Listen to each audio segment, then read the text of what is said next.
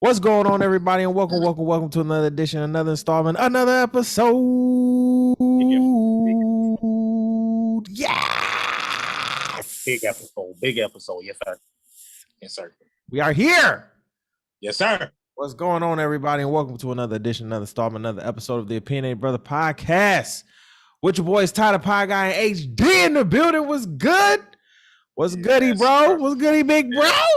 You know, same stuff, different toilet. You feel me? We here. You feel me? Listen, big bro was on CP dad time. He had to fix the kids some good old food. You know, had to feed the family. Chef Boyardee Negro. Chef Boyardee Negro. Yes, sir. Yes, sir. Yes, sir. Oh man, how's your week, man? I know we talked off camera how the week was stressful. Man, I could. All my you see what we drinking. Look, I need a drink. Listen. Like, matter of fact, hold on, because I got a Henny bottle somewhere. Oh, go crazy. I got you. I need to find it, but to all my prayer warriors who listening right now, y'all just pray for me. Give me right prayers. Don't pray for none of that extra. I just need some prayers for peace, because some of y'all be praying for extra stuff and ain't nobody ask y'all to. I just need a little peace, prayer warriors. Peace. I just need a little peace. No, legit. Because we asking. Can we ask right now, just in this midst of this season right now, we're just asking our prayer warriors just to throw your hands and just give us a prayer. Just say, hey, Ty and HD, we just send you our that would just be amazing. Where'd you go find a Henny bottle? Man, go find the Henny bottle. We got shit to talk about. While HD go find the Henny bottle, I want to say thank you to everybody. Oh shit. Well, that was quick, guys. But I want to thank you to everybody that continues to listen to us. We appreciate you. We love you. We thank you for tuning in. Make sure you subscribe to us on all platforms. We're on Apple Podcasts, Google Podcasts, Spotify, Stitcher, TuneIn, all of those. We're of course on YouTube. This video will be on YouTube on Tuesday starting at 12 o'clock. I'm really excited about this, making sure, we get that YouTube streaming out. We've been really gaining some YouTube streams. So check that out. You feel what I'm saying? Subscribe to the podcast and to the network, subscribe to the Patreon and everything. Follow us on the gram. You feel me? We'll have all of that in the description, below. Listen. Here we got a lot to talk about. There's a lot on the docket today. But there's a lot on the docket today. We got some things to discuss. Facebook has a new name, right? Okay. JayZ is inducted into the Hall of Fame. Right? Alec Baldwin is in some hot ass water. Hey, when we get to that, bro, look here. Yeah.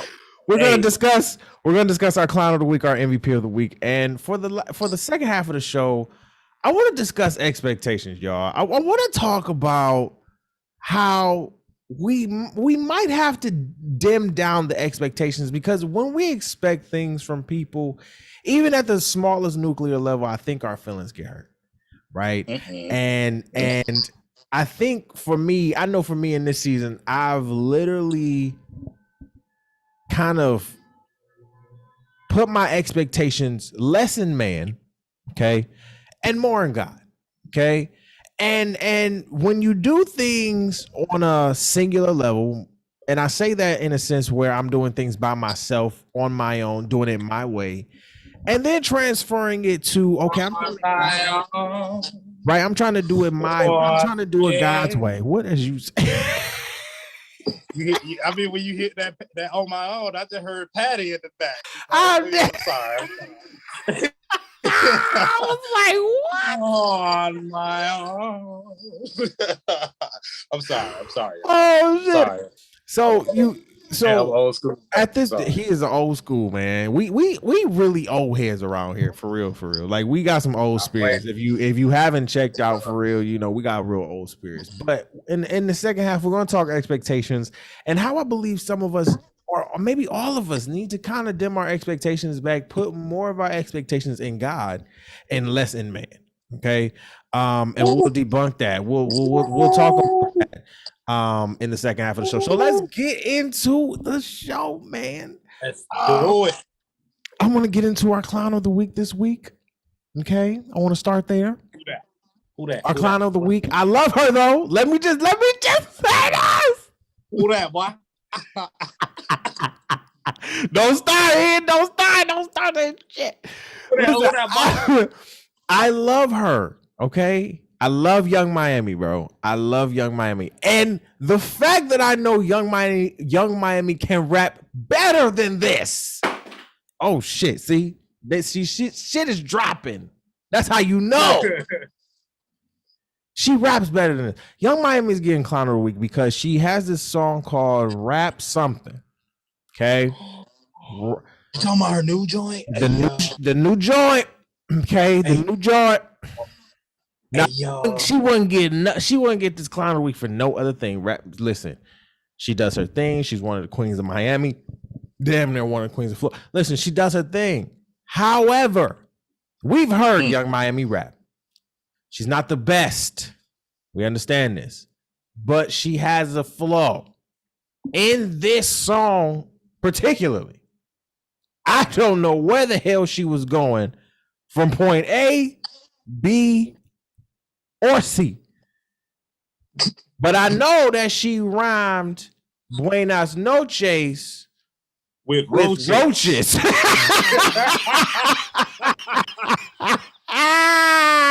Bro. Buenas noches, roaches.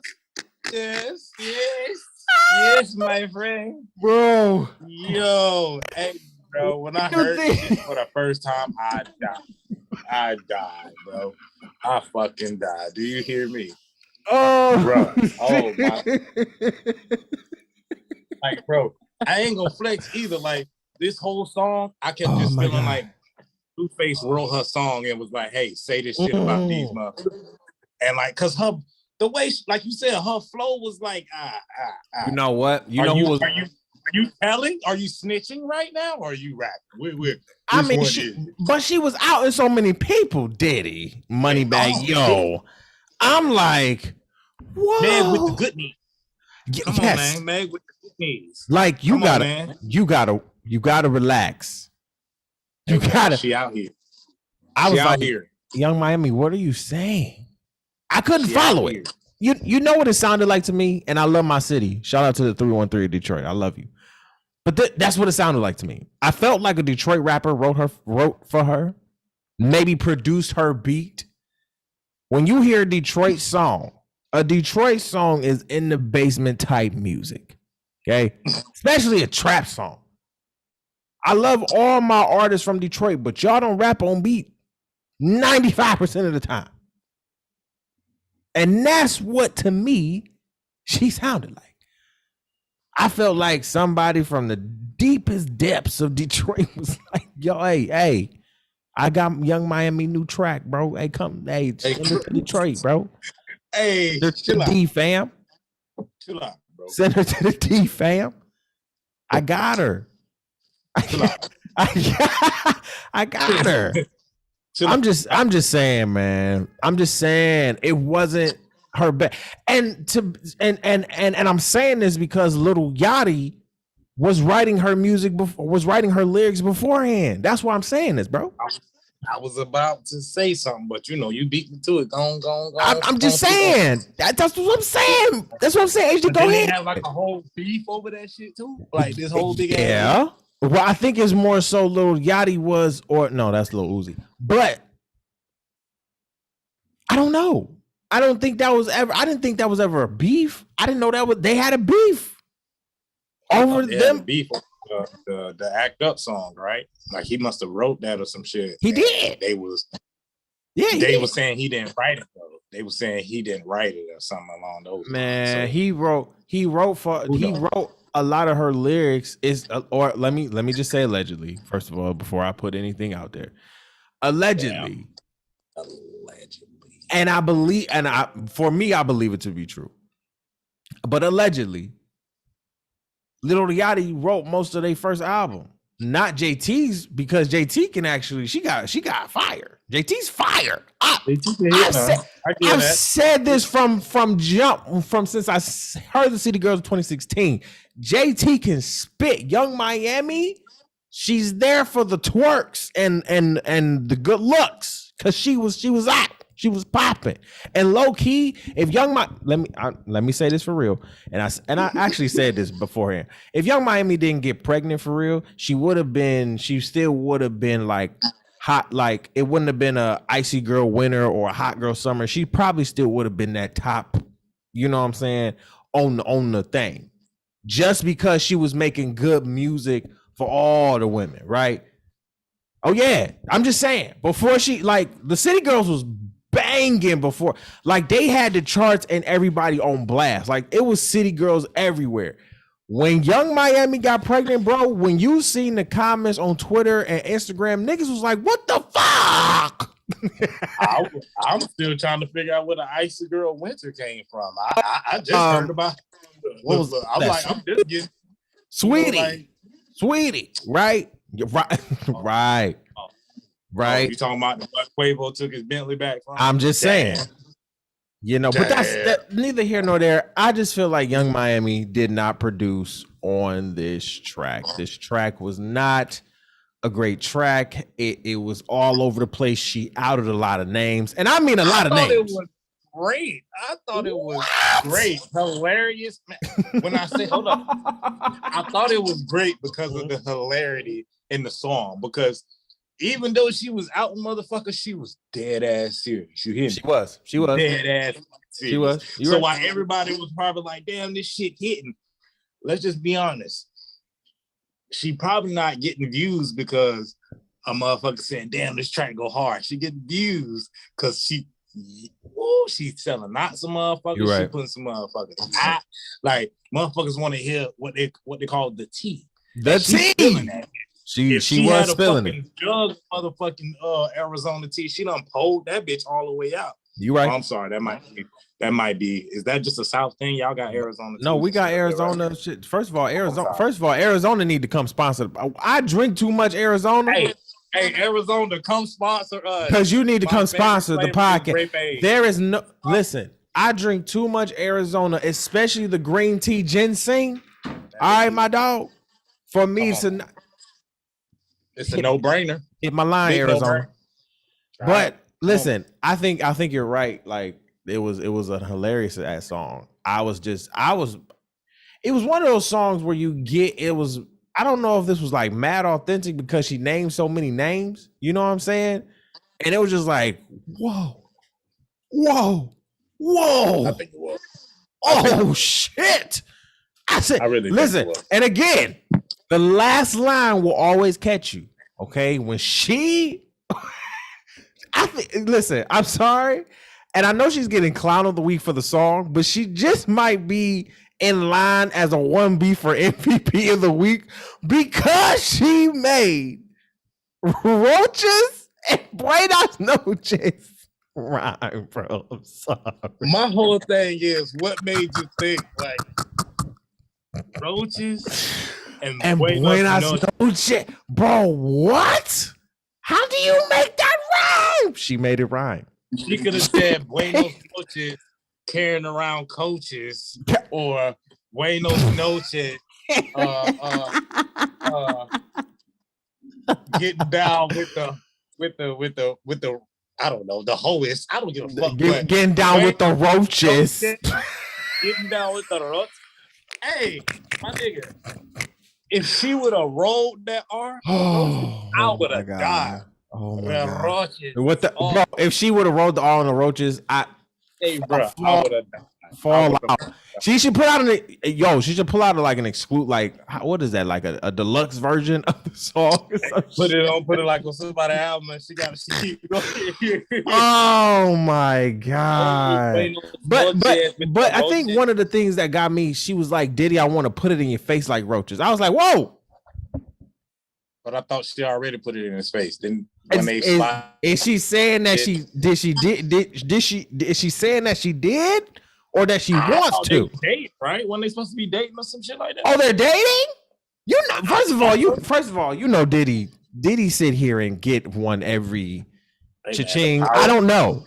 He gets one every other hour. So I'm trying to. That's Dr. Love. You know, Dr. Love always Man, Puff Daddy, P. Diddy, Dr. Love, Black Love. What's his name now? I don't know. Hey, he got more names than Snoop, bro. Shout out to both of them. Hey, nobody got more names than Snoop. Hey, Uncle Snoop got all the names, bro. Snoop got every name. What? Snoop D-O-double-G, Snoop Dogg, Uncle Snoop, Coach Snoop, Snoop Lion Snoop, OG Kush Snoop. I don't know, man. He got all of them. I want to briefly just give a shout out to our MVP of the week, man. K&B Rentals. I wanted to give this locally in Michigan. Shout out to them. This is a personal friend of mine, a personal fraternity brother of mine.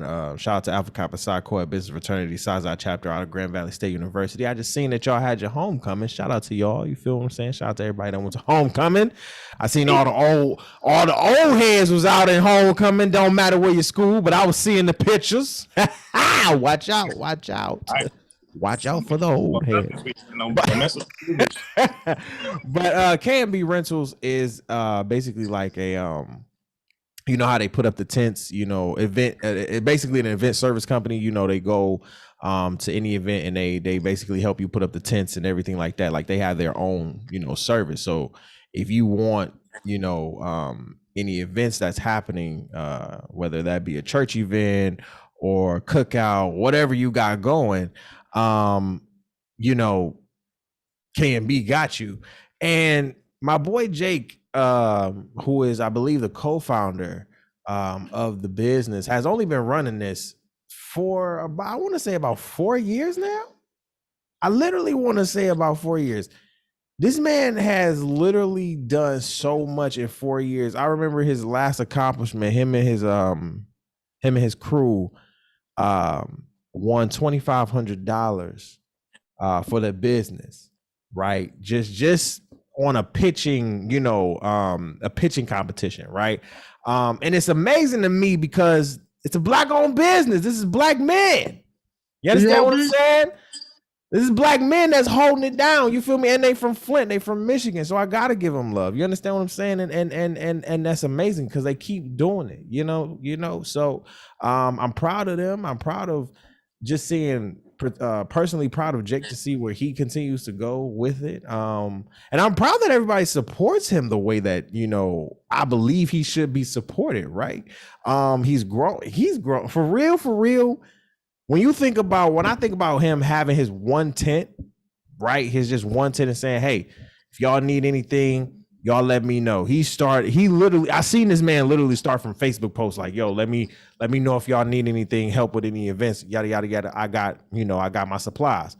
Boom, boom, boom, boom, boom. I want to say maybe 2 or 3 years later, got that license, got the LLC, bow. He out here literally probably the man in Flint if you want any events done. Probably about to become the man in Michigan if you need any events done, right? And then he makes sure he caters to his people. You feel me? He makes sure he caters to the people. People first. That's what it is. That's something. He caters to his community because he's from Flint.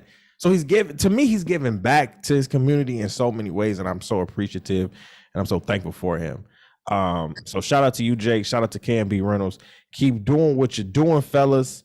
All right, let's get into the shits. Alec Baldwin. What, man? Alec Baldwin. So I've been seeing this story a lot in the news lately. Alec Baldwin. This is no allegedly either.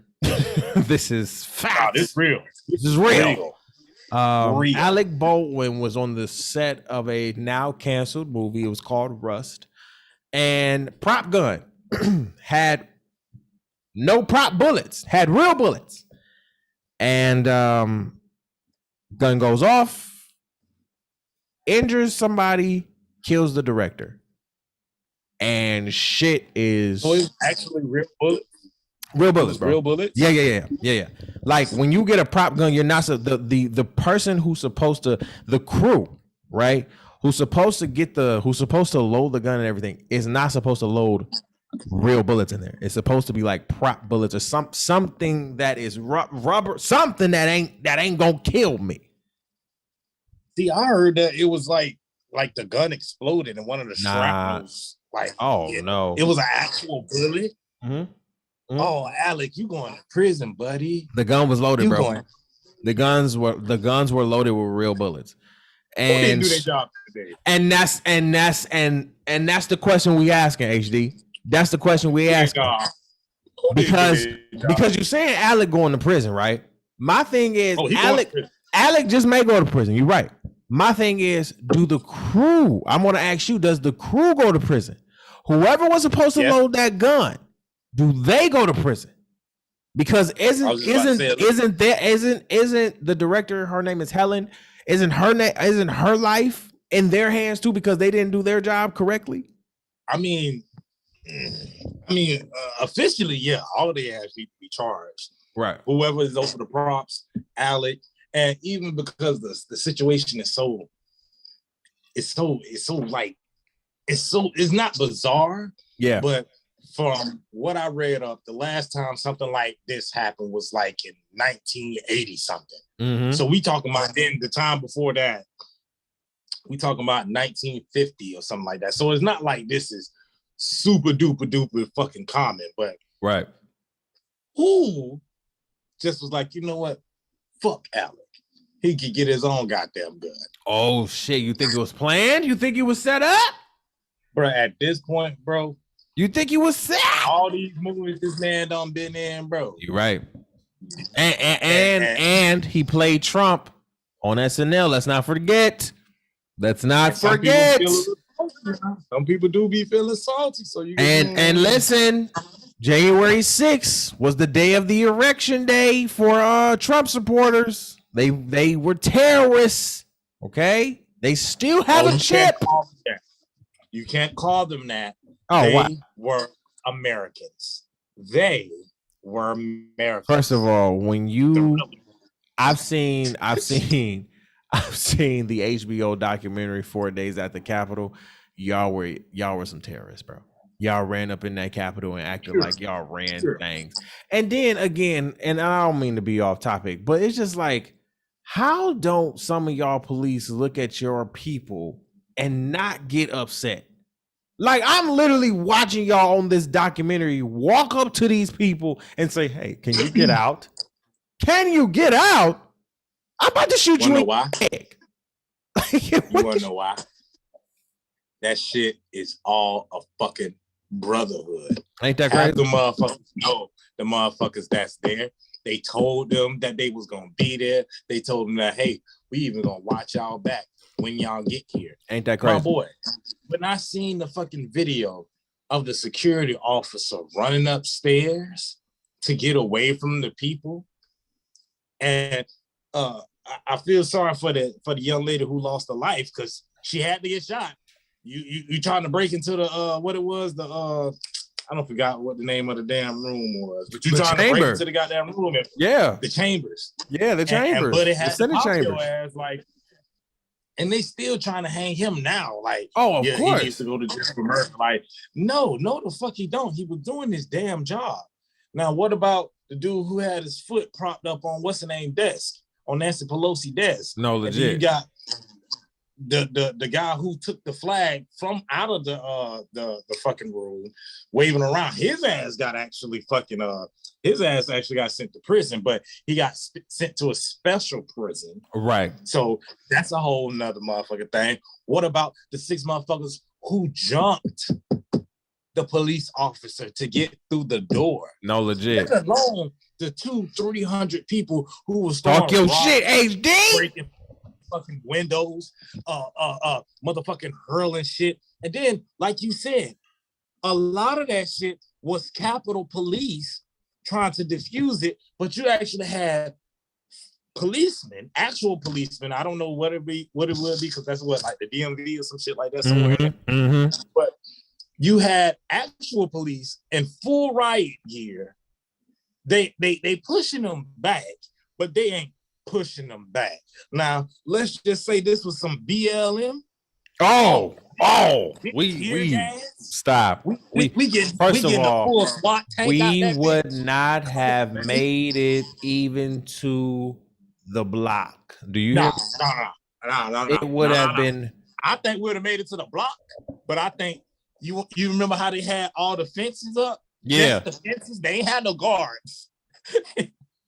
It was just fences. They have no guards. All those fences will be replaced by fucking policemen. Oh, absolutely. And they probably would have got the fucking word that if it get violent, fire some shit up. We would have got right there, but I bet you would have been met with a line of 200 policemen ready to shoot some shit off. Oh, ready to go off. Ready to go ham, man. Come on, man. Shit crazy, dog. Go off, HD. I like it. That shit's super hypocritical. Like, even with George Floyd, peaceful protesters in the streets, but yeah, they get hit with tear gas. You see people getting pepper sprayed, peacefully protesting. Mm-hmm.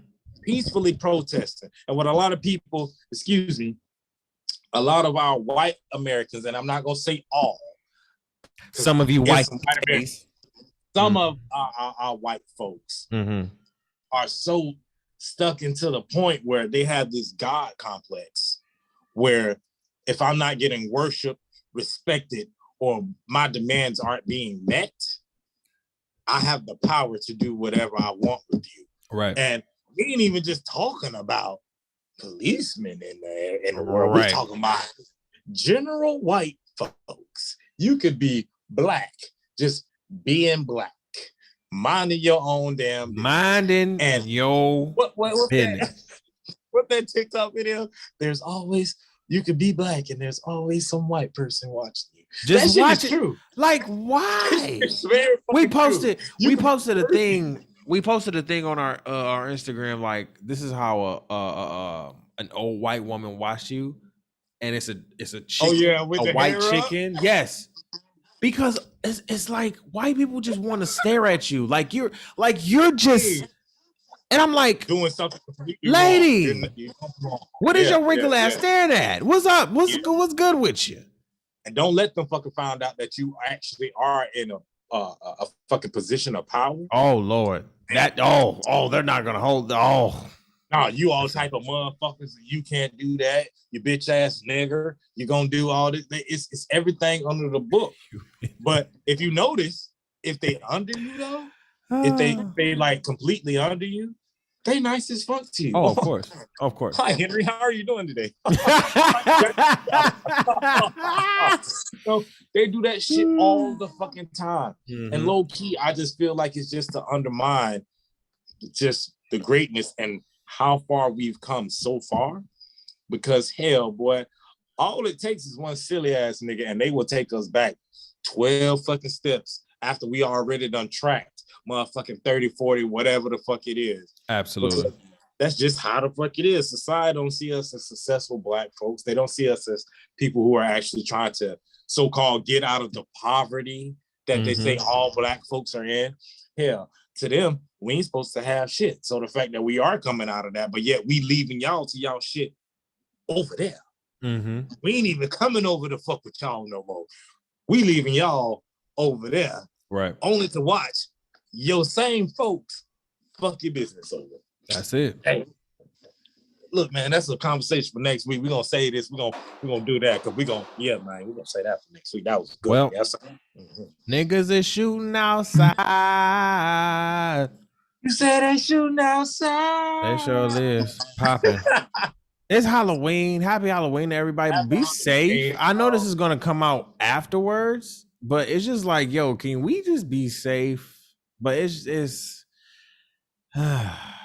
also, shout out to all the people who decided to go as a working man for Halloween. That's what I went as. Hey, man. Hey, turn up. I've been a working man for almost 12 years for Halloween. And that's it. That's all we can be is working men for Halloween. Amen. No, that's not true. We'll be something. All right, we're gonna be able to. Listen, I had a moment in New York. Very embarrassing. But I'm here to talk about it. Oh, I thought you needed a brother to pull up.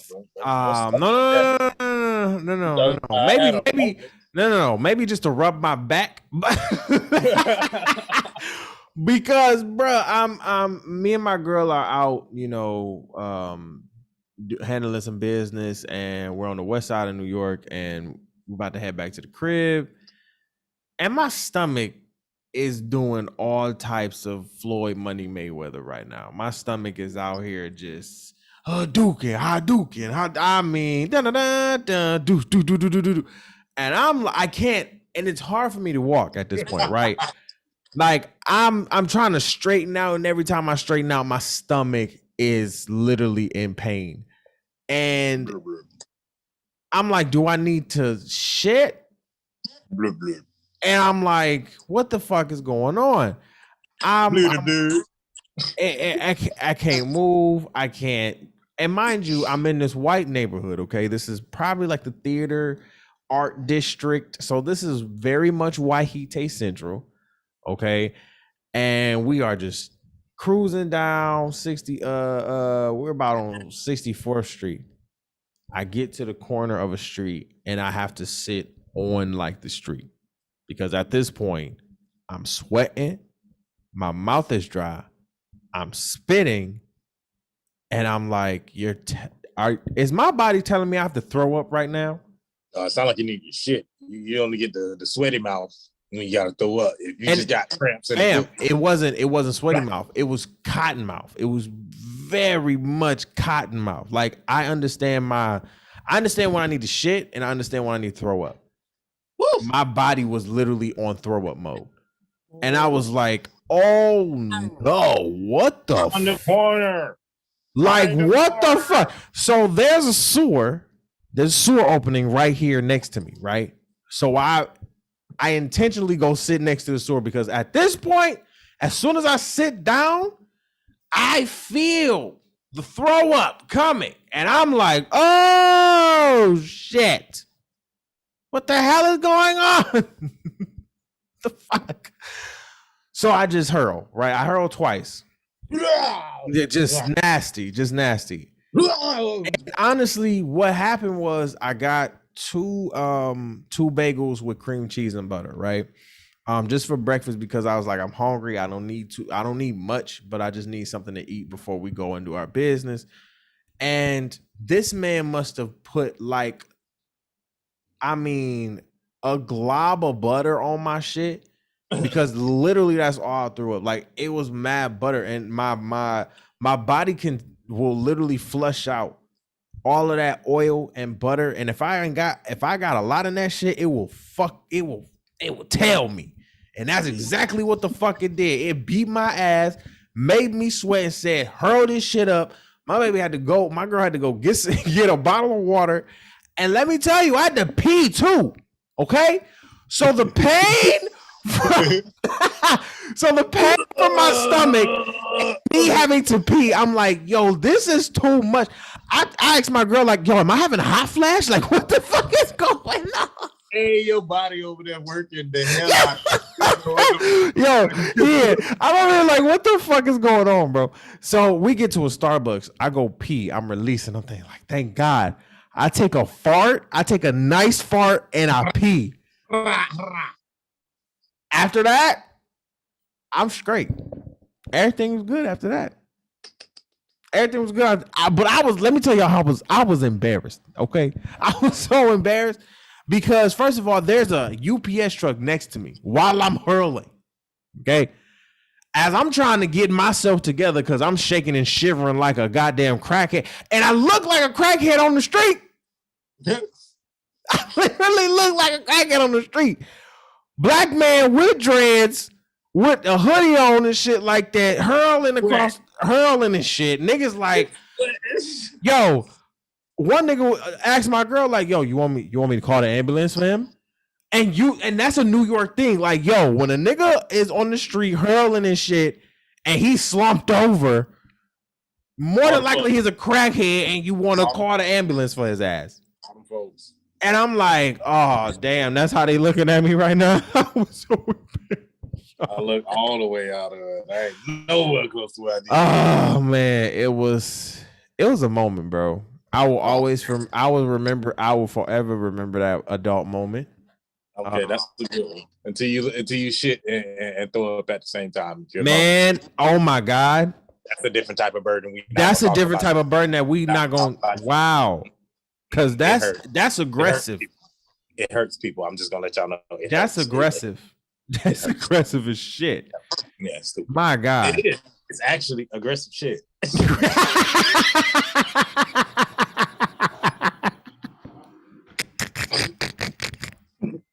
Hey, that's nasty. Oh shit. Oh man, listen. Once I get the sound thing, it's a wrap. We on.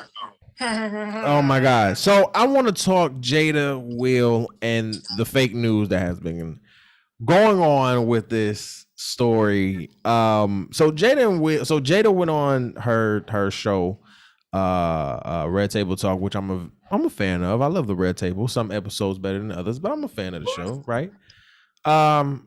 She had Gwyneth. I didn't watch this particular episode, but I watched some of it, or clips, and she had this episode with Gwyneth Paltrow and talking about her and Will, and kind of not their issues in the bedroom, but just saying like, basically over time you got to basically spice that shit up. You can't keep doing the same shit, every time in the bedroom. Okay, fair.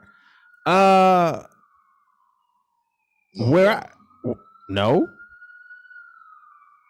I'm talking about Jada. Oh. I was like, no. Oh shit. I was like, you let me know. What am I missing? No, but so Jada was being Jada. And at this point, a lot of men and a lot of people, period, are just fed up with Jada just sitting here, kind of just in our minds, bashing Will. Right? Here's what I will say though. The fucking Fresh Prince. How you gonna talk shit about the Fresh Prince? Because obviously the Fresh Prince is allowing her to do so. That's what I'm here for. Because he fucked. This is what I'm saying. Okay. We know that they have an open relationship. It has been out for a long time. It has been confirmed by Will in his GQ magazine issue. By the way, Will, you didn't look very young in that issue. I don't know who did the aesthetics for the picture for the cover. You've taken better Instagram pictures than that, my brother. Like real, just with natural light. I don't know who the hell did that photography. Respect to the photographer and the makeup artist and whoever, but that was not your best. Like. You got a lot. I know for a fact, especially on my timeline, you got a lot more like, that's not Will Smith than, oh, okay, Will. Nah, it wasn't like that. But it definitely wasn't that. Yeah, it wasn't that. But getting back to Jada, how do you feel about this, HD? What is your take on the headline? But my thing was about the headlines. The headlines kind of over exaggerated the whole story. I think. I don't know.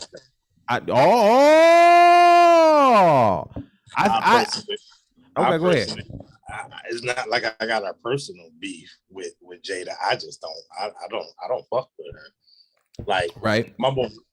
Now I may be wrong, but for one, you already put the man. He already got pretty much shooed to the side when y'all notice y'all ain't never heard none of fucking Will Smith side pieces or females coming into the media, all that shit, because he did his shit low key. And he got NDAs. But Jada got situationships. What's the word?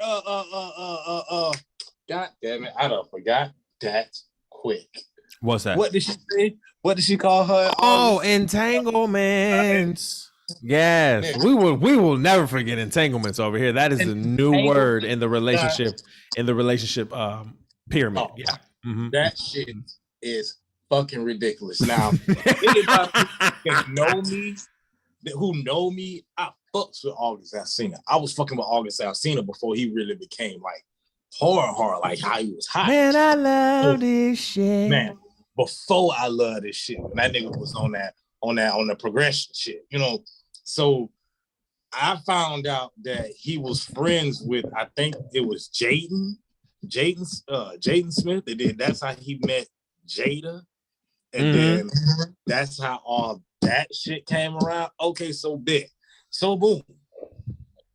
I didn't like the fact that she said, "Oh, this is an entanglement." You know what I'm saying? And then, like, pretty much just told Will, like, "Yeah, the young dick do it for me." Like, sorry, y'all. My dog is over here being an anxiety crazy. No, it's okay. It's all right. It's okay.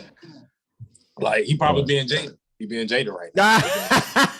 he coming to the red table to talk right now. You know what I'm saying? Because like every time I be hearing, like, I watched some of the episodes of Red Table, and it's like they try to get clarity, but also put on the table the shit that they feel like was positive, not necessarily what's going to be a good solution or what could be a result. I will agree with that. Yes. It sounds more or less like, this is what I did, and this is how it made me feel better. But you didn't necessarily say that to help anybody else who would be in that situation. Right. In her case, this goddamn entanglement, how even if y'all do have an open relationship, like I said, Will ain't never put none of his hoes out there. Never.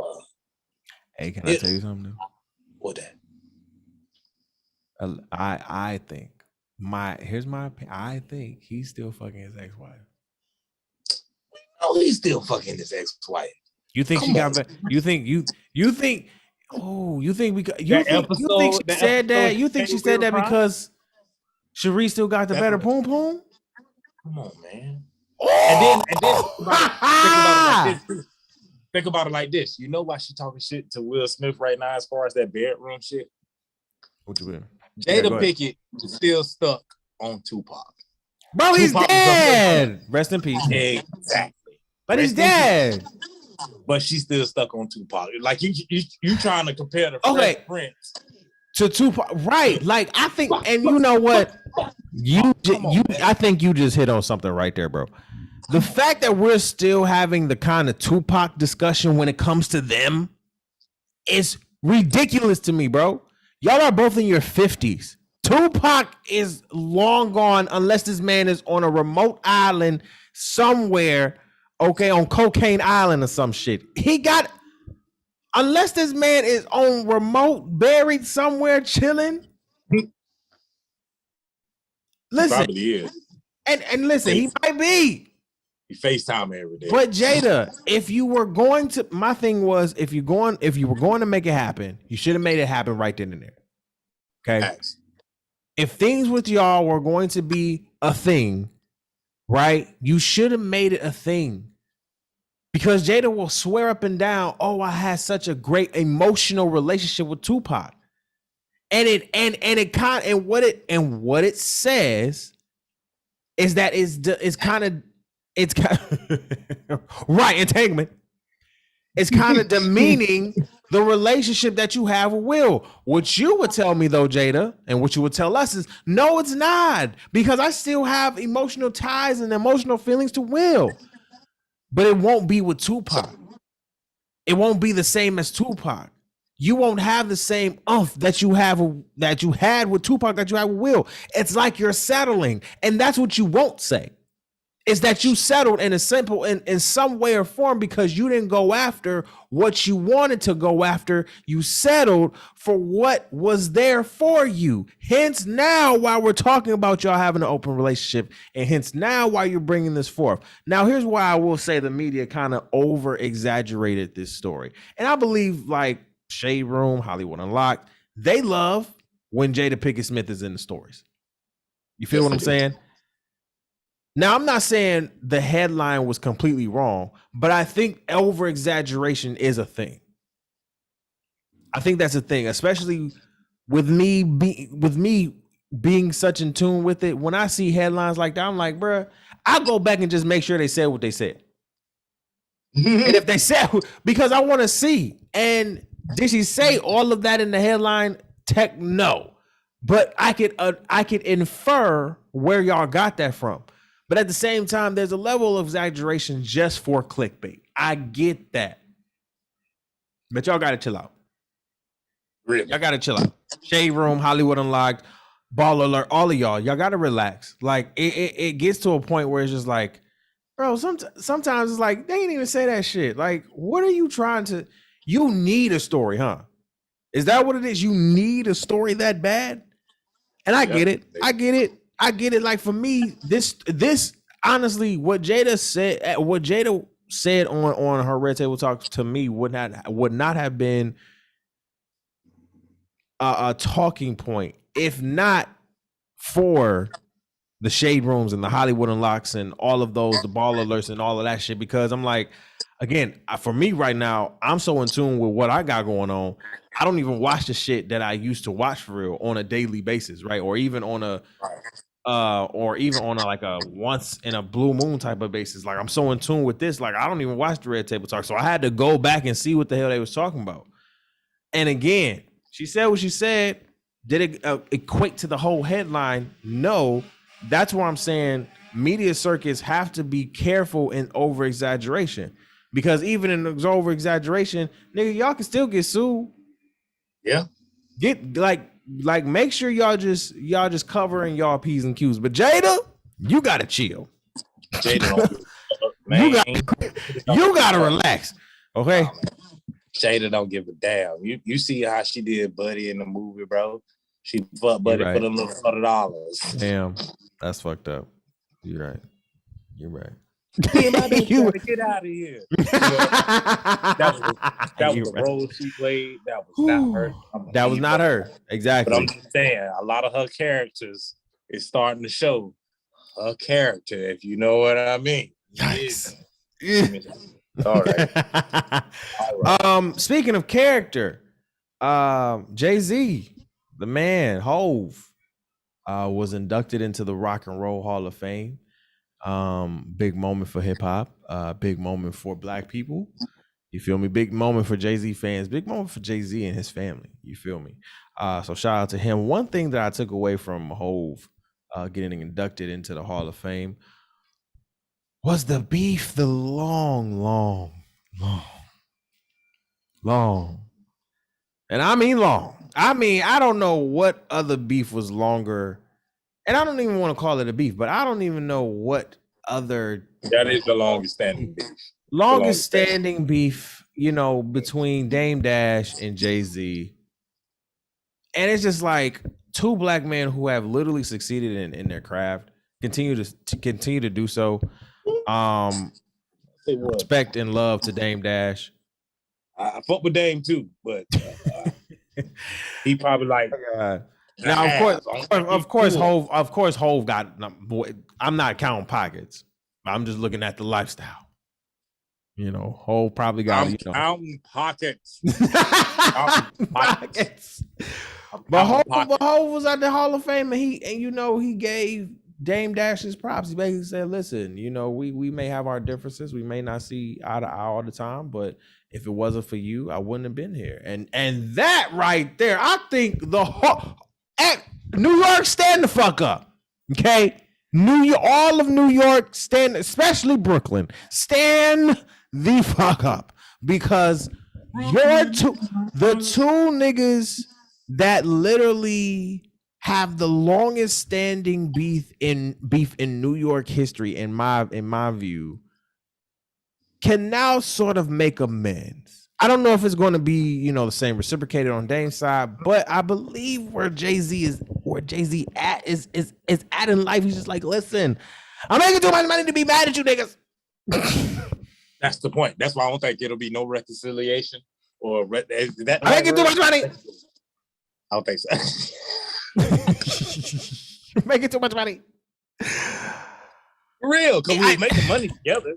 Now, and listen, and it's not to say we can't make money now, especially because right, we're at a place. I'm not saying we got to make money together, okay? But I believe I can say we can be cordial, right? Cordial. We can get there. Cordial. If we can get to cordial, New York, stand up. You understand what I'm saying? If we can get a sit down between both of these brothers, New York stand up. That would be one of the most watched interviews of all time. Of all time. I don't know who would conduct that because it would have to be Nas. It would have to be. Yeah, Kid Capri. Kid Capri for sure. Kid Capri. Yeah, Kid Capri for the interview. You have to set that up. You have to set that up and be the moderator between them. Absolutely. Hey, that shit would be hella dope. Yes. Yes, because I believe it's just like, yo, it's time. You understand what I'm saying? It's time to mend fences. Because you have to understand the streets are still, divided in a sense because of that. Right? Like some people gonna go Dame way, a lot of people gonna go Hove way, and they're gonna choose them sides. And as we've seen in past,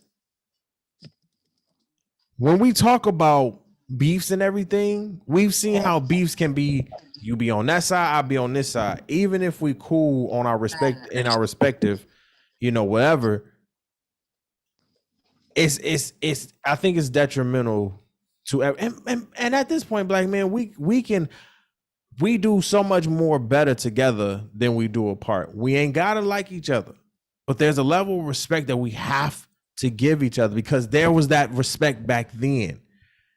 You understand what I'm saying? So we need to get to a place, even if shit went south, that there needs to be a level of respect amongst each other. And I believe that JayZ yesterday, when he went to the Hall of Fame, extended that olive branch and said, listen, we don't see eye to eye, and I ain't saying we got to be friends, but I wouldn't be here if it wasn't for you, my brother. And I thank you for that. And I think that was olive branch. I think that was an extension of this, like, hey, I'm putting this all aside to me. I'm really on some getting my shit together. You feel me? That's it. Much love to you and yours. If you still mad, that's fine. But I'm gonna just you still mad. But I'm about to sit here and if you want to have a conversation, you know how to hit me. That's it. That's what I took from that. What about you?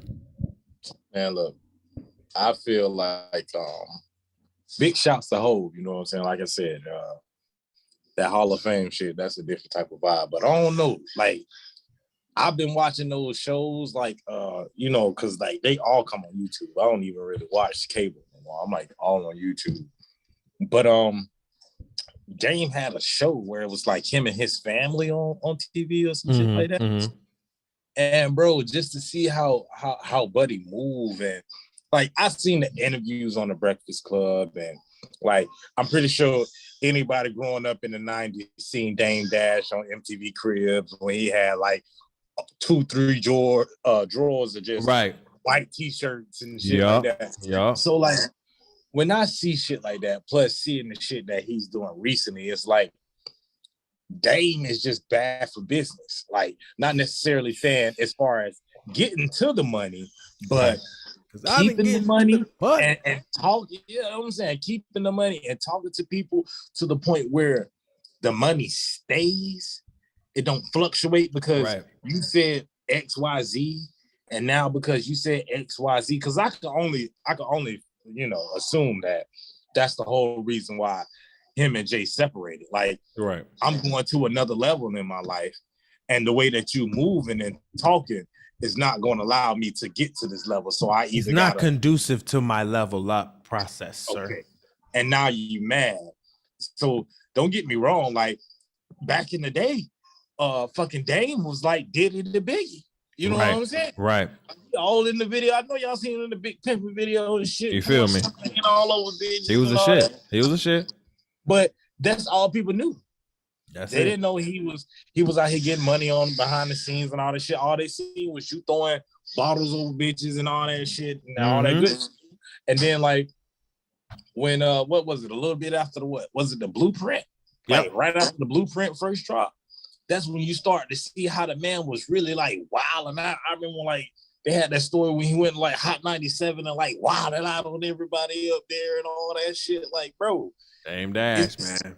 It's Dame. Like I said, he's all about the money. The money gonna be there, but I feel like the way that he approaches people, the way that he talks to people, even if it's his friends. I feel like if he don't agree and it's 10% the opposite way, he'll make that 10% 50. And when you realize that it's his 50, he's gonna boost it up to 100 while you just trying to catch up to his 50, which is gonna end up causing a chain reaction and you not fucking with it. And so that's it. Big props to JayZ for being the adult, I guess, or the bigger man in this situation. Yeah. Saying, you know what, I wouldn't be here if it wasn't for you. I would have said I probably wouldn't have started the rap game or probably got and I'm paraphrasing here because I'm not saying that he said that, but I'm paraphrasing. I'm paraphrasing. Even along the lines like, I wouldn't be in this position or in this place because of you, but after you, if it hasn't showed that after you, I've gained, if not more of a status and more of more of a culture. You should see that I didn't necessarily needed you, but I wanted you there for not even necessarily for the money. It could just be for support. You know what I'm saying? Like you've been with me from the jump. You know what I'm saying? So I want to see you here. I want to see you do good, but sometimes, like I just said, some people ain't ready for your level up. Woo! Talk about it. But it's time to level up, even though it's gonna hurt sometimes. You gotta know when to leave people where they at, because even though you leaving them where they at, that don't necessarily mean they money finna fall off, because they ain't money ain't fall off. You know what I'm saying? Don't mean that their status gonna fall off.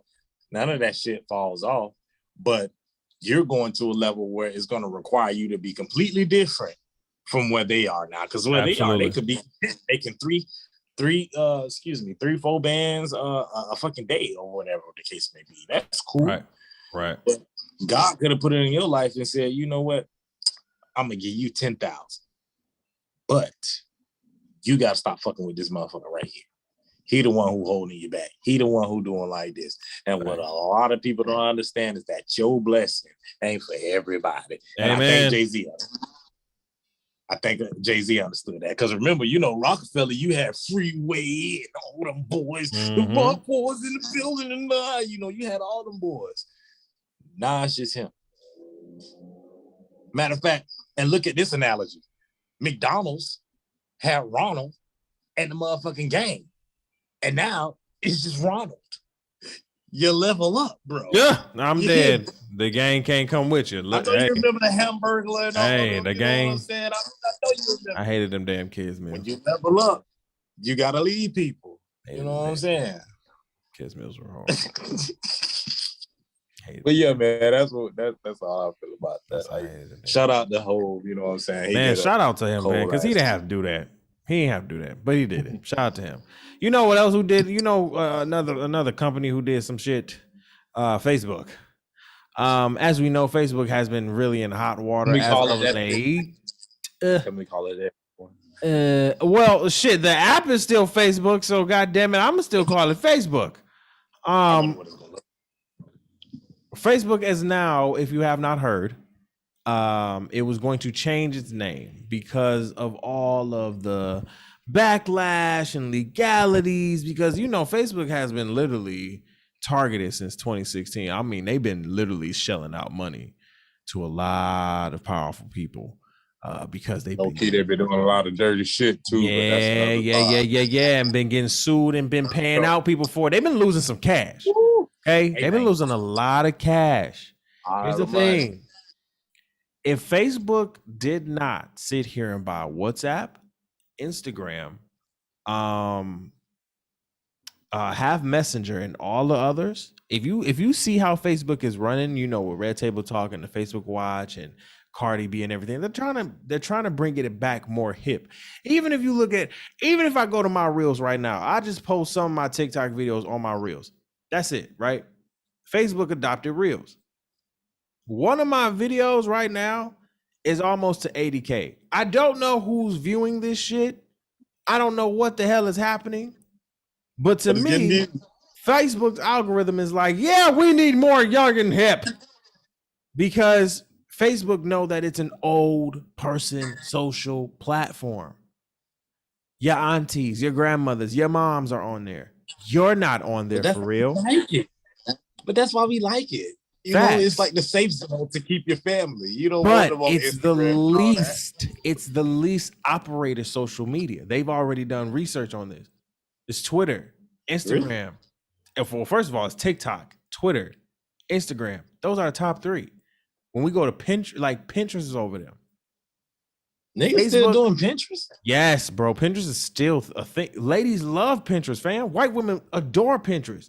Women love Pinterest. Lost me at white women. Yeah, first of all, the demographic is going to always be white women.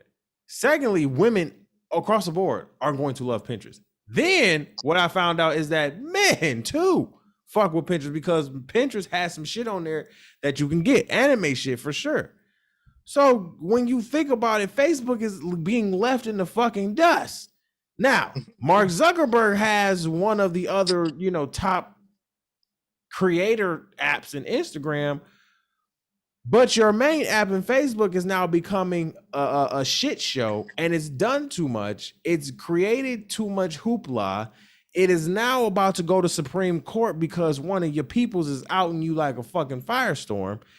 And now she snitched like a motherfucker, and I don't fucking blame her. And now you sitting here about to change your name to Metaverse. That is the new name that Facebook will be coming out with from Mark Zuckerberg's lips to your ears. And eyes. Metaverse will be here, and it will be a virtual reality type of social network. The Matrix is here, people.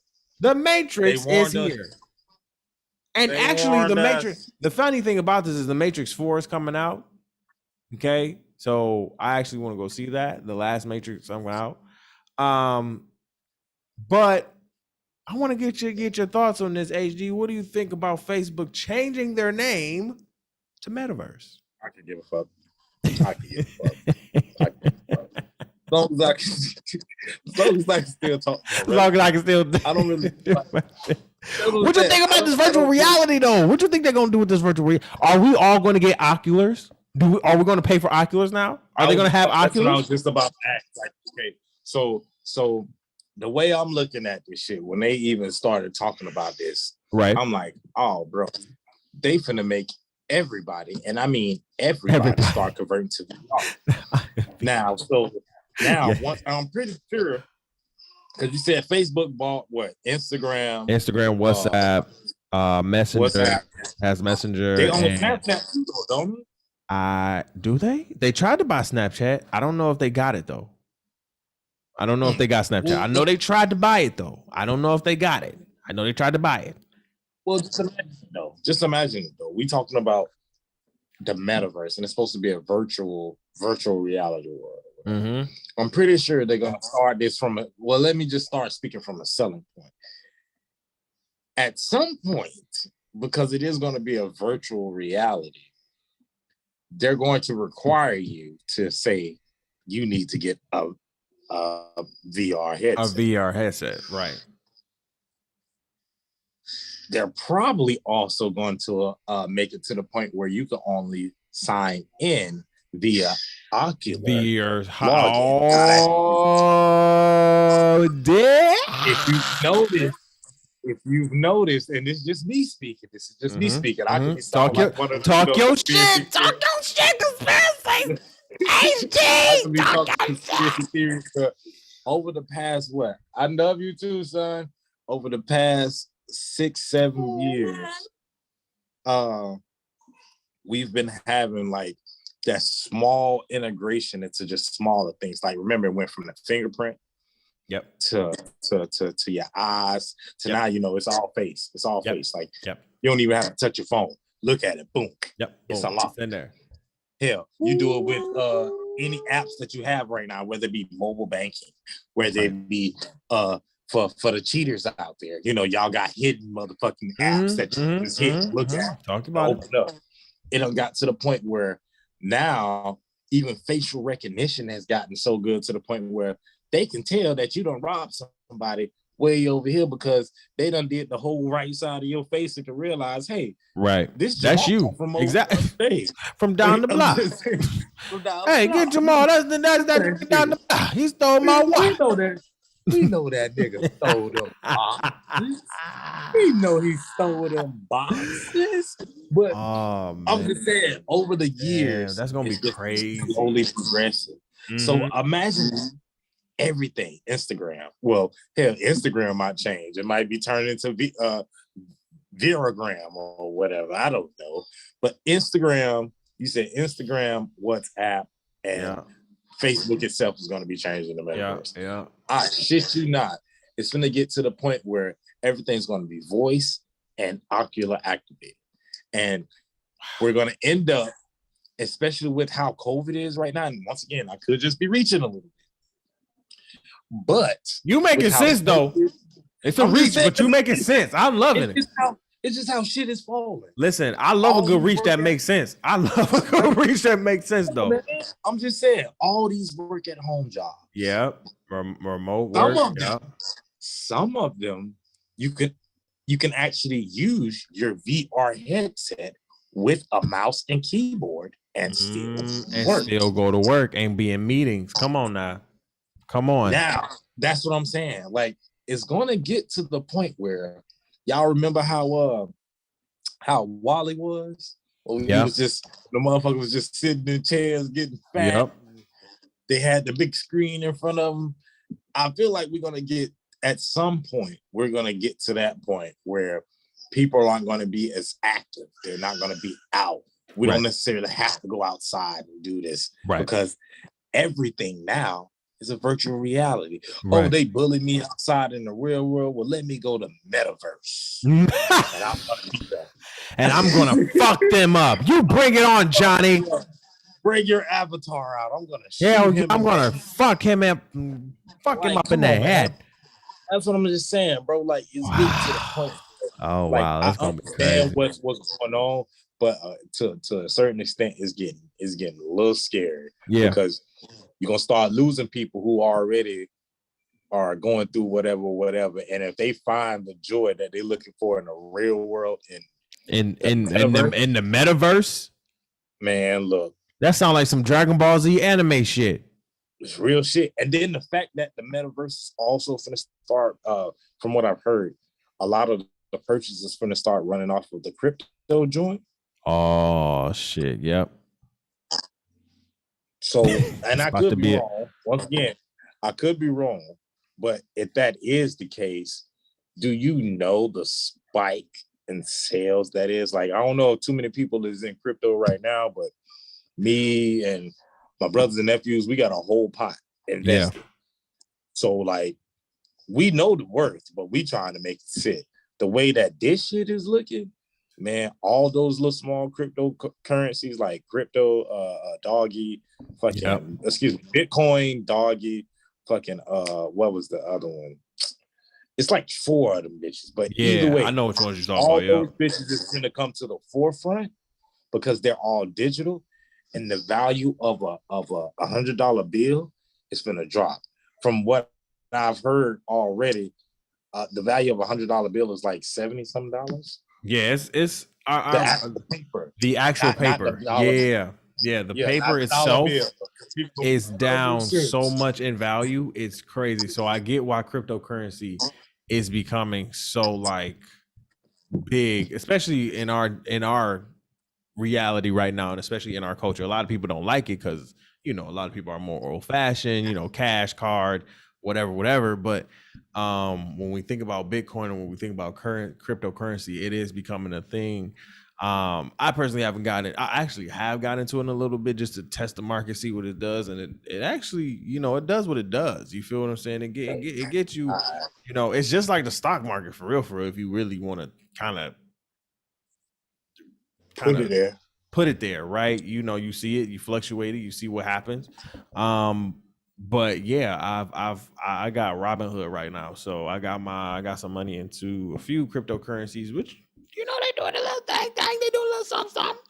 And I ain't put much. I put like what? I'd put like maybe like $2 up in there. You know what I'm saying? Boy, got $9 up in there. Hey, I like it. No, keep I fuck with going. Acorn. I Acorn definitely is fuck dope. with Acorn. Acorn is dope. I fuck with Acorn. Like, because I know my little goofy ass, I would spend 95 cents at 7-Eleven on some coffee. So them 5 cents, hell, if it get invested or put up somewhere, why not? That's it. So yeah, y'all, be mindful of what's going on. Like, but yeah, man, don't fall because the metaverse is coming. The metaverse ain't shit. The metaverse sound like a video game that Marvel should have dropped. Man, like, I don't know. I don't know what the hell, bro. Don't it sound like a Marvel movie? Marvel Metaverse. Metaverse. And I feel like they just like, and I feel like Mark Zuckerberg said, "Hey, come up with a new name, ASAP, right the fuck now." And I'm like, "That's what y'all came up with?" Okay, well, we're gonna leave the metaverse where it's at. The ocular visions is coming 2027. I'm gonna leave y'all to it. Oh man! All right, we're gonna take a 5-minute break and we'll be back. This is the Opinionated Brother Podcast with your boy Tyler Pie Guy in HD, and we'll be back in 5. All right, what's going on, everybody? Welcome back to the second half of the show, the Opinionated Topic of the Week. You feel me? And you know, I wanted to bring to the forefront the topic of expectations.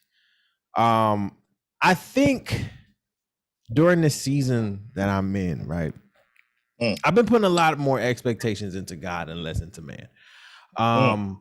When I put expectations into man, men have failed me. Now, when I mean man, I mean women and men. Let me just put that across the board, right? And that has put me in my feelings, right? And what I had to understand is I need to stop putting that expectation into them because we fail. And then I had to understand that people have maybe expectations of me, and then I may fail them. So I had to sit here and be like, okay, whoa, let me take all of this shit in real quick. Because when you accountability, right? Because you have to take it all in and be like, hold on, stop.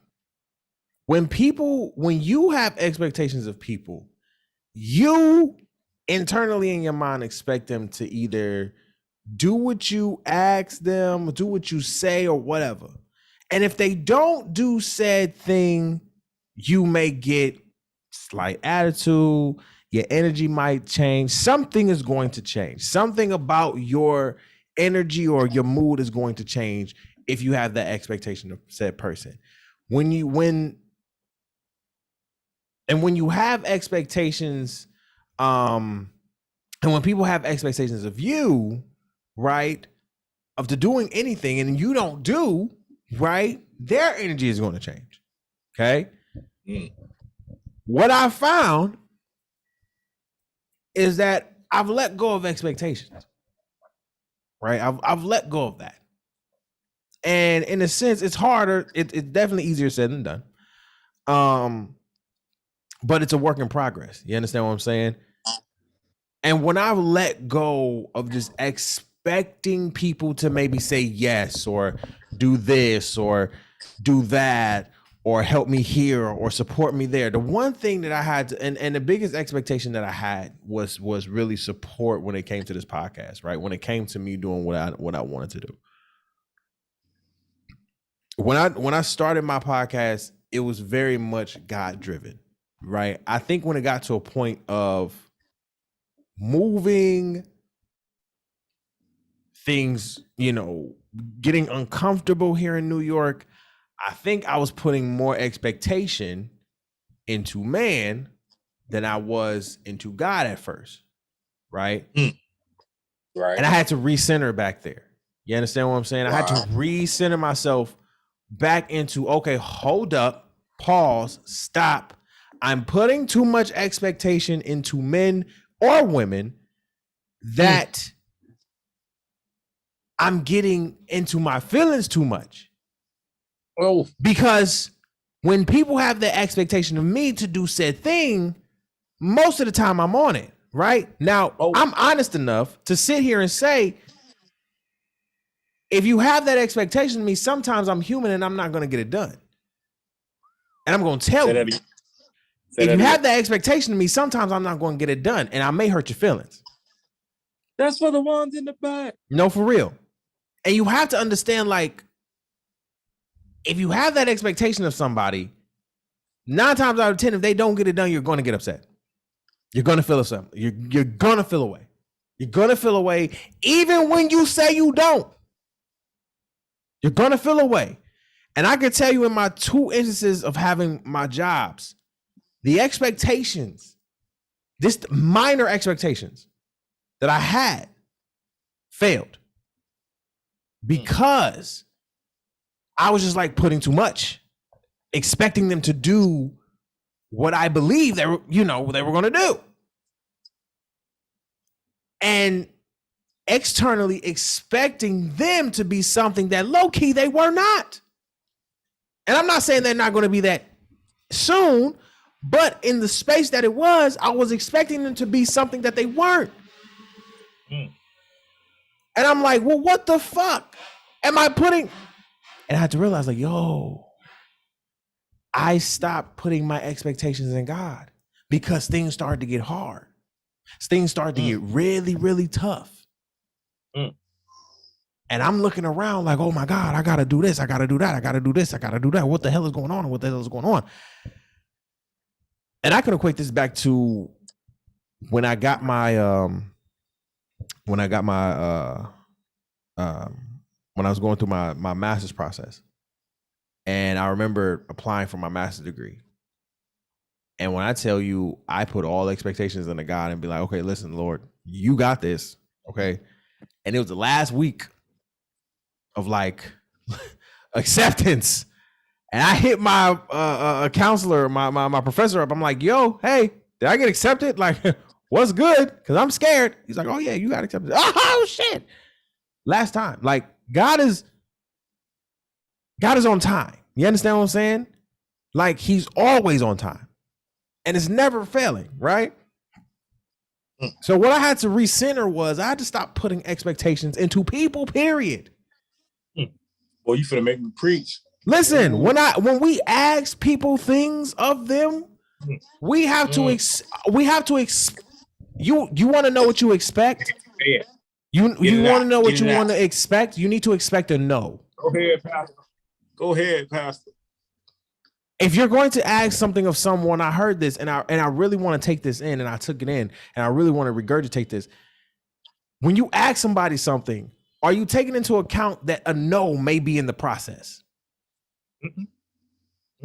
Are you taking into account that a no just might slip off their tongue and say, hey, I can't do it right now? Is that going to get you an attitude? Of course, Whether we talking about relationships, friendships, parenthood, business, it doesn't matter. We're talking about across the board. When you have expectations of people, when you have those expectations, your feelings are going to get hurt when those expectations are not met.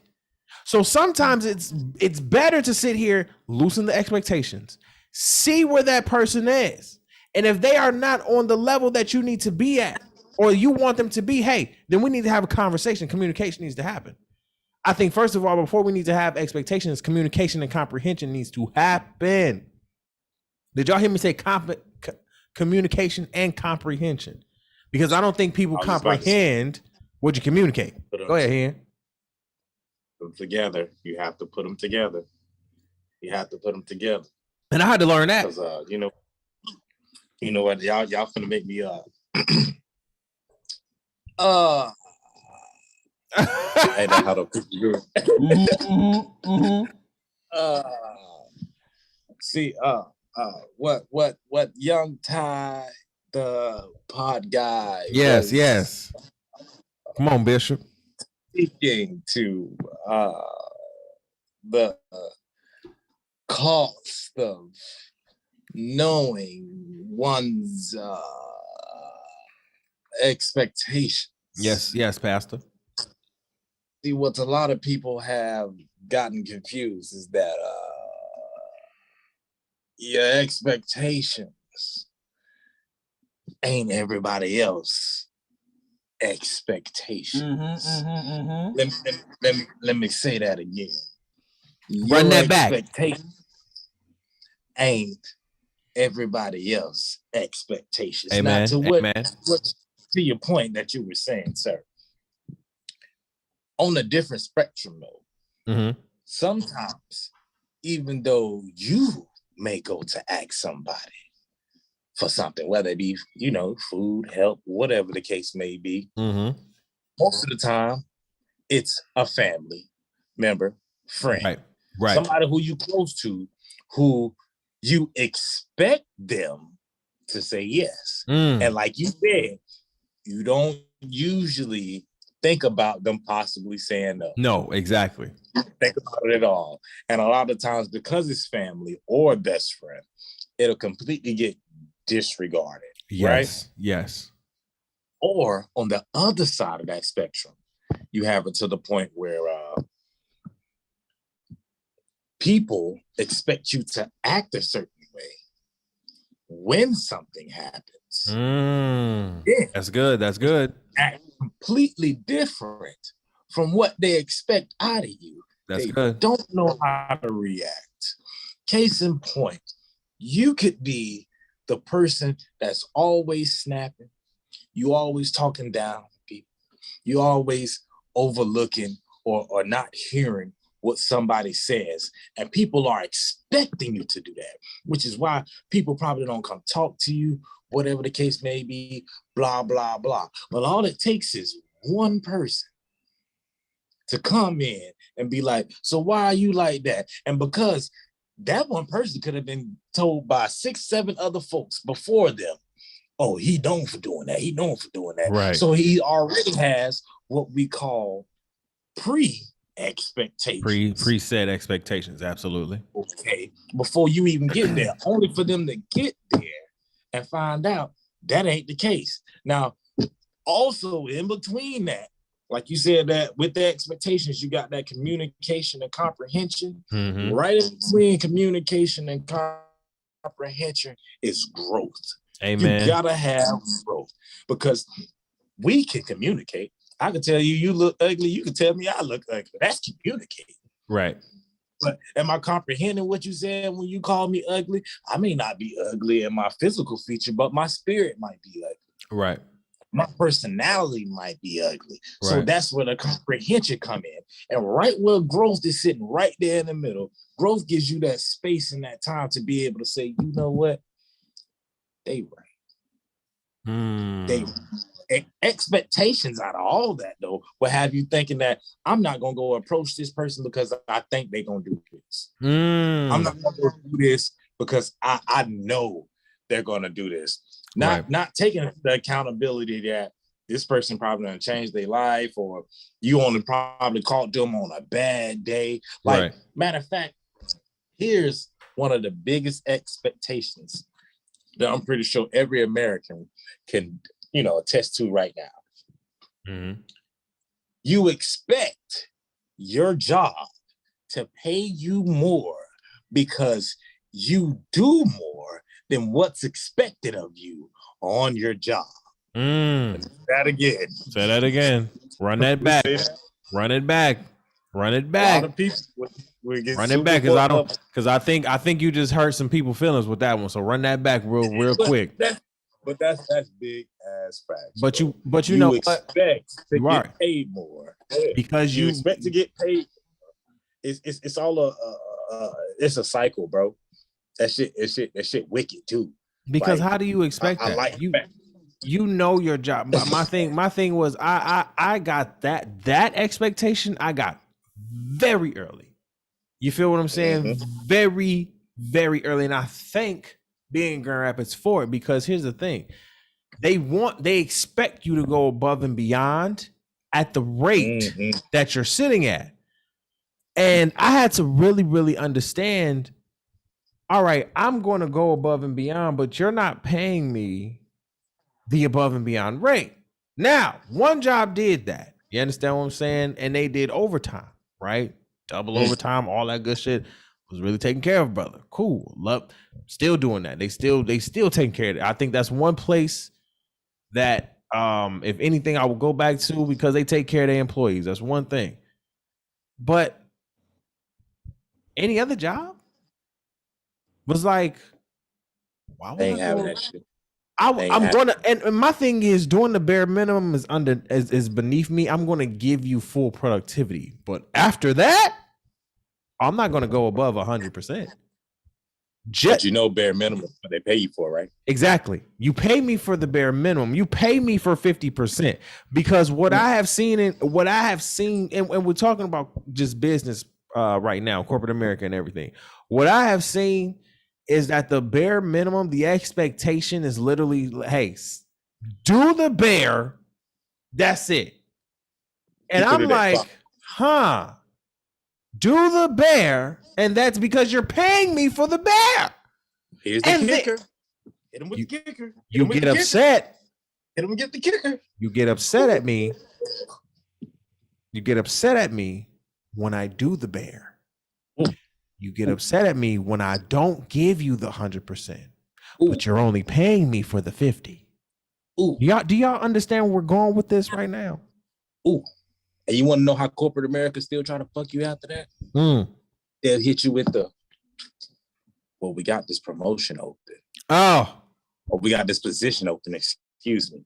So we're gonna expect you to do a couple of extra things to show us that you are worth this qualification and this raise and everything like that. My thing is, the people that have put you in those positions, these corporations, the people that have built your corporation, have been going above and beyond their job just for bare minimum. Paying them 50% when they're working like 150%, 250% of their energy, and then expect them to go back home, be with their wife or their husband, their kids, and all of that, just they're spent. So again, we relate this to expectations. We have too many that we put on, not just ourselves. First of all, I think that's the thing that we should be putting expectations on, is ourselves, bettering ourselves every day. Okay, what can I do better today that I didn't do yesterday? Even if Can I say something real quick? Go ahead. Real quick, because I know I want to keep you right there, because I love what you just said. How you said put expectations on yourself, but let's just be 100. You can't expect to do anything without God. My baby had to reinstill that into me today. How you expect to do anything? I thought that was a fact.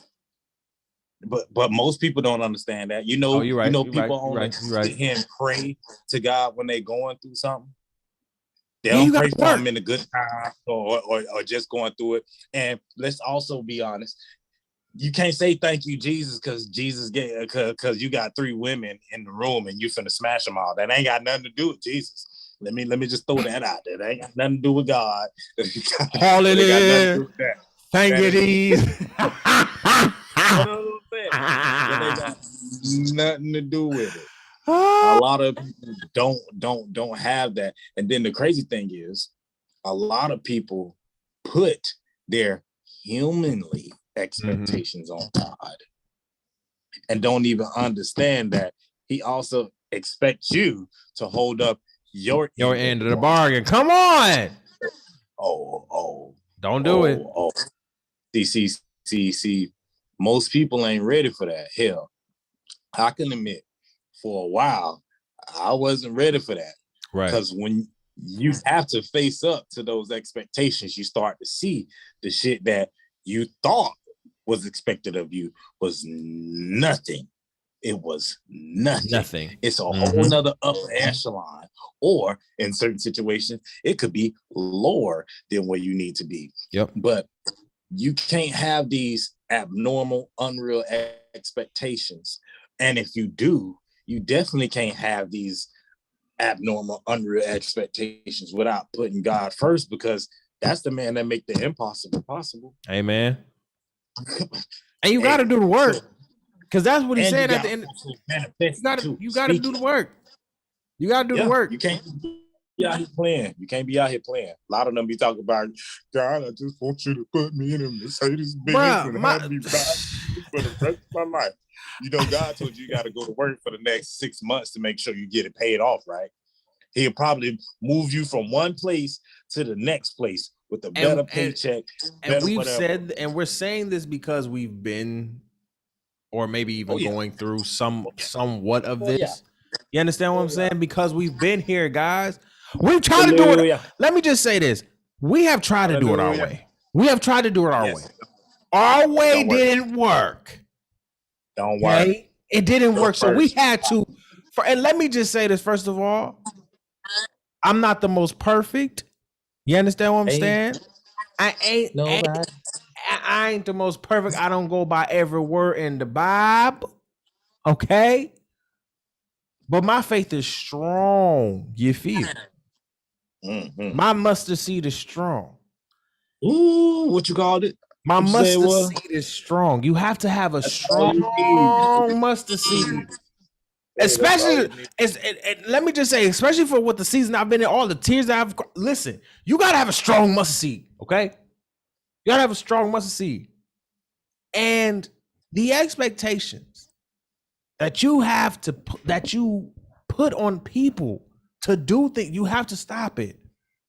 It's a level of stop that you need to chill on, because you're not going to the same people are going to expect something of you, and when you're not giving it and then expecting of others, it's like, well, you're not going to get that, and then you're going to get attitude, right?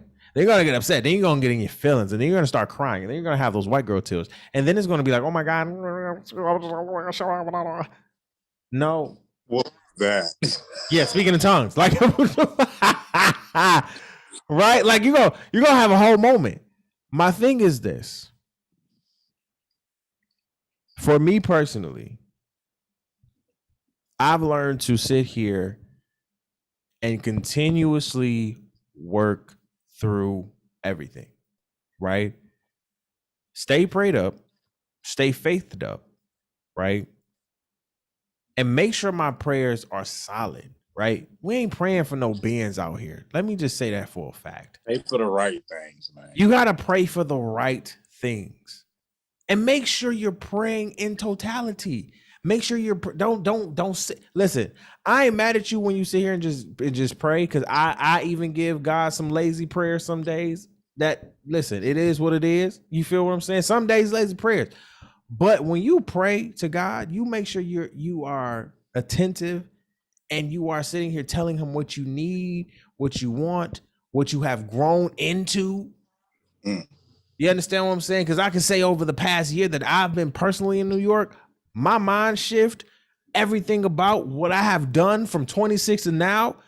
Oh, I ain't that same nigga at 26. Let me just say that. Because the nigga at 26 was scared to be here. Was scared to even be in New York. I had expectations like, oh, things are going to pop. Ain't shit. Nigga, I'm still jobless. Vaccinated or not, a nigga still jobless. Okay? I've applied to, I don't know, hundreds. And I've still kept my foot to the fire. Let me just let y'all know, because things could have gotten real bad. When I started putting expectations on God, I had to sit here and work. Say it again. You had to do what? I had to work. Oh, okay. God sat here and said, okay, you have these expectations of me. I understand that. But I understand that you sit here and want all this, and this, and you ain't putting in the necessary work to do so. So what the fuck did I have to start doing? I had to get over myself, okay? I had to get over myself. I had to sit here and say, okay, Ty, get over it. You don't want to edit videos. Well, that's one of the conditions here. Get over it. You don't want to do YouTube. That's one of the conditions over here. Get over it. You don't want to get over it. But I'm just saying, no, for real. That's everybody's problem. You don't want to sit here and listen. I was there when HD sat here and said, we've all been there. I kid you not. I've been there. I didn't want to do the YouTube shit. I was done with the video shit. I was over it. I was like, yo, I'm sick of this shit. I'm sick of trying YouTube and it's failing. Do you know how many times I failed? Do you know how many times I failed? And I had to keep going. Now, failure can knock your ass down. But to Hen's point, HD's point, when you have expectations of God, God's going to look at you and say, okay, I need you to work harder. I need you to work harder than what you've been working. I need you to do what I said to do. Because low key, we hear God, we be ignoring him. Okay? We hear him. We hear his little whisper in the back. I've heard him say, go on YouTube.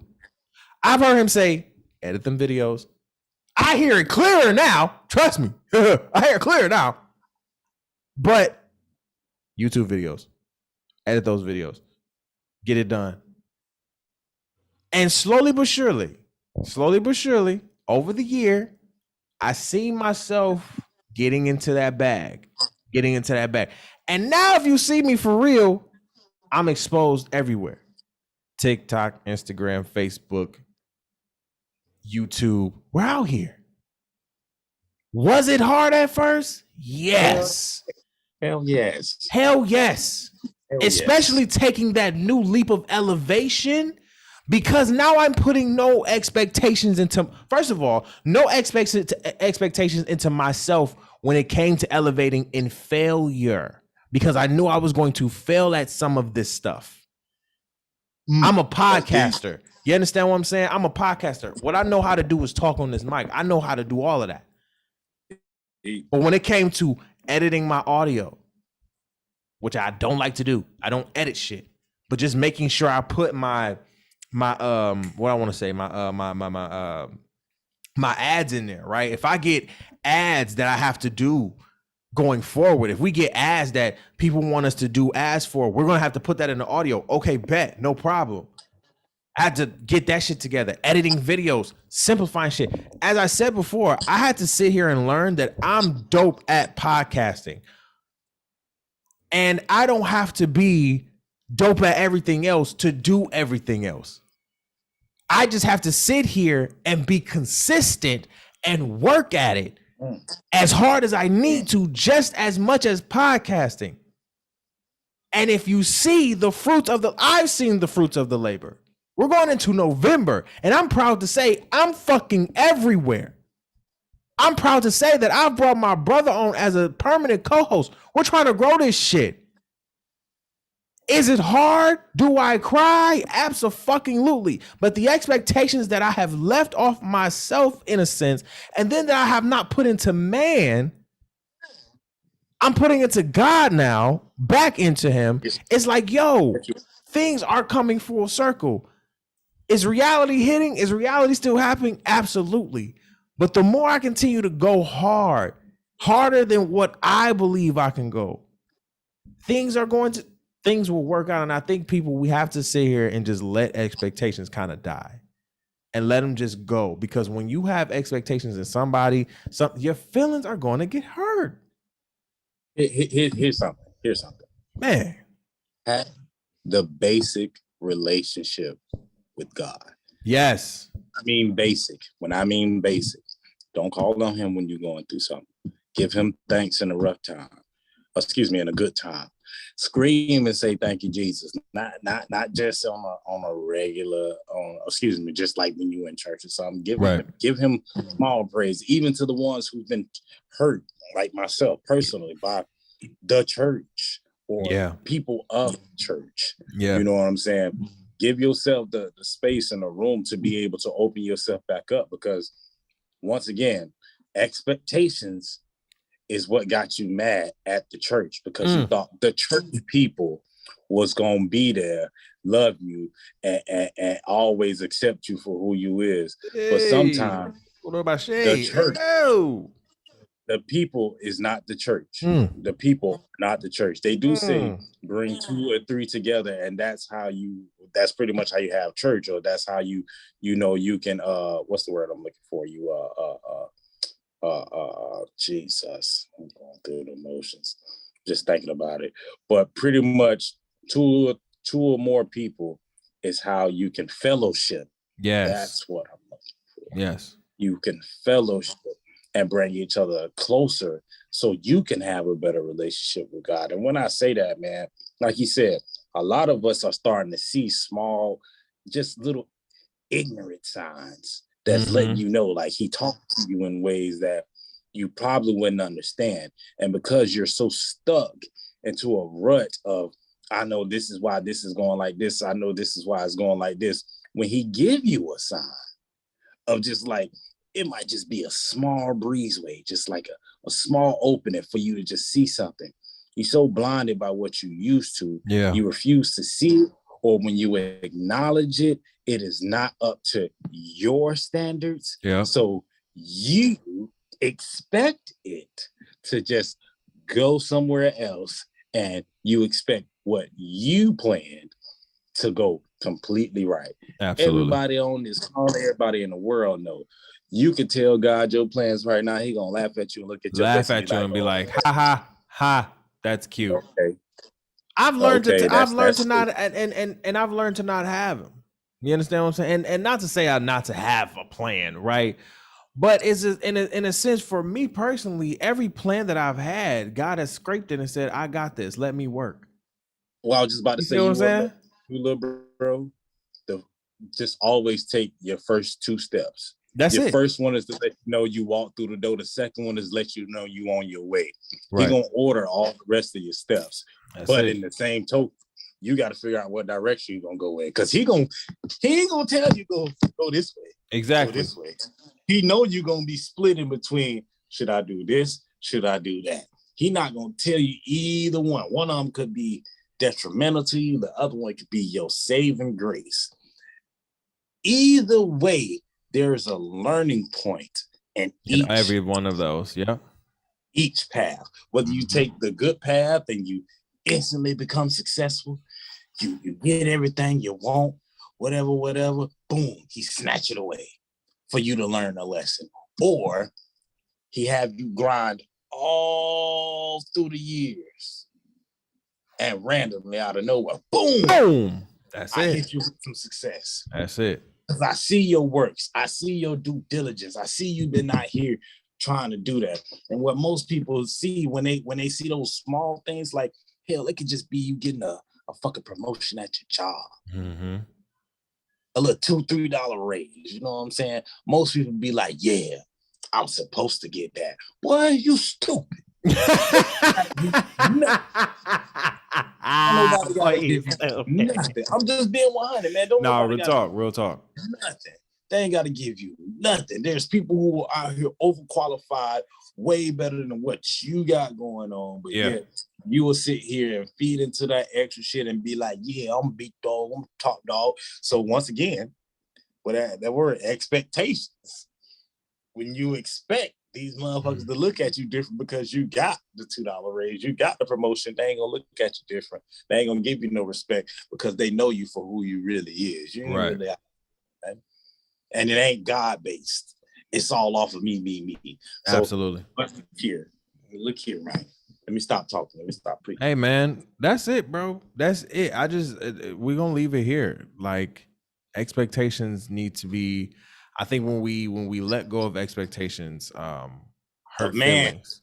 A man, let him make sure he say that. Expectations of man. You know, literally, when you let go of expectations of man, and when we say man, we say universal, right? Men and women. But when you let that expectation go of man, I think life works a lot better for you. Things in your life come a lot better for you, and I want to say maybe come a little quicker. You understand what I'm saying? Just because you've let go of the expectation. Again, this is a work in progress. Be gentle with yourself, honestly, through your growth, right? I think for me, one of the things that I continue to learn is I have to be gentle through my process. You understand what I'm saying? I'm becoming a real perfectionist when it comes to shit, but that's just because I'm learning, I'm growing every day. But I have to also we also have to be gentle with ourselves when we're learning and in that space and growing and everything. So all I'm saying is, y'all, kind of let go of the expectations of man. I think you'll feel better a little bit, because if you continue to hold those expectations of anybody or of anything, you're gonna get wrinkles very early, and we don't want that for you. All right. And also be able to hold yourself accountable for your own fucked up. For your own faults. That's the biggest thing. That's the biggest thing.